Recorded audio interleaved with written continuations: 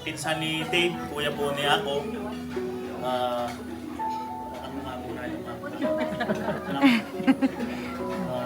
Sabay po kami nitong lumaki, apat po kami.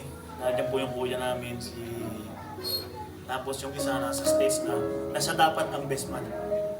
Dahil wala siya, ako ang naging best man. Magandang gabi po sa inyong lahat. May papayo ko lang sa inyo ang dalawa. Bilang ako rin may asawa na, malaman. Sa lahat po ng, ulitin ko po, sa lahat po na pumunta, pinaka-importante sa araw nila, ni Dave and Jen, salamat po sa inyo lahat. May papayo ko lang sa iyo lagi ninyong pipiliin ang isa't isa. Ang pagmamahal, minsan nawawala yan. Minsan sa pagtatalo, sa ano. Pero lagi ninyong pipiliin ang isa't isa. Dahil pag-aasawa yan ay respeto, commitment, at pagmamahal. May technique rin yan. Sinabi ko lang sa iyo, diba? Yes, darling.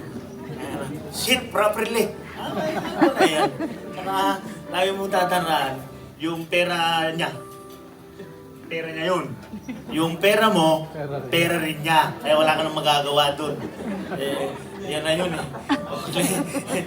Kung sakali na hindi kayo nagkakaunawaan, hindi mo mawawala yan. Bilang mag-asawa, ay po lahat rito, yung iba may asawa, hindi mo mawawala yan. Pero lagi niyong babalikan yung masasaya, yung naging problema rin ninyo, para kayo naging matatag na mag-asawa at makabuo kayo ng matatag na pamilya. Yan, lagi ninyong pipiliin ang isa't isa. Marami pa kayong harapin na problema, sabi nga lang, ups and downs. Pero lagi kayong magtutulungan sa isa't isa bilang mag-asawa. Huwag kayong maniniwala rin sa sinasabi nila na huwag kayong matutulog hanggat hindi kayo naaayos. Mapupuyat kayo. Lalo kayo hindi magkakaunawaan. Mas maganda, matulog kayo, pahinga, refresh ang isip, tsaka kayo mag-usap. Yan. Mauunawaan na ninyo kung ano ang pinagtalunan ninyo kahapon. Diba? Yun lang naman ang ano dyan.